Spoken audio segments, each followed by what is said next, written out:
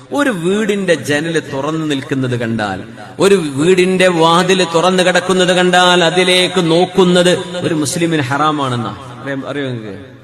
Road കൂടെ പോകുമ്പോഴേ road സൈഡിലെ വീടുകൾ ഉണ്ടാവില്ല, കുട്ടികളൊക്കെ വാതിൽ തുറന്നിട്ട് പോയിട്ടുണ്ടാവും. അതിനുള്ളിൽ ഇങ്ങനെ നോക്കുക, അവിടെ ആരെങ്കിലും ഉണ്ടോ, അവിടെ ആരെങ്കിലും വന്നിട്ടുണ്ടോ, അവിടെ ആരാ ഉള്ളത്.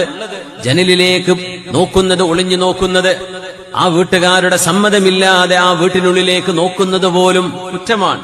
എന്തേ? ഇതൊരു മനുഷ്യന്റെ പ്രൈവസിയാണ്. ഒരു മനുഷ്യന്റെ വീടിന്റെ വാതിൽ തുറന്നിട്ടാ പോലും നോക്കാൻ പാടില്ല എന്നാ ഉള്ളിലേക്ക്.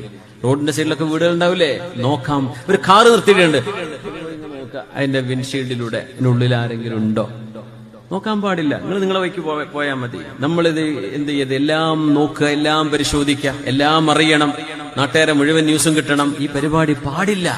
അള്ളാഹുവിനത് ഇഷ്ടമല്ല. വളരെ മോശപ്പെട്ട സ്വഭാവമാണത്. നോക്കാൻ പാടില്ല എന്നാണ്.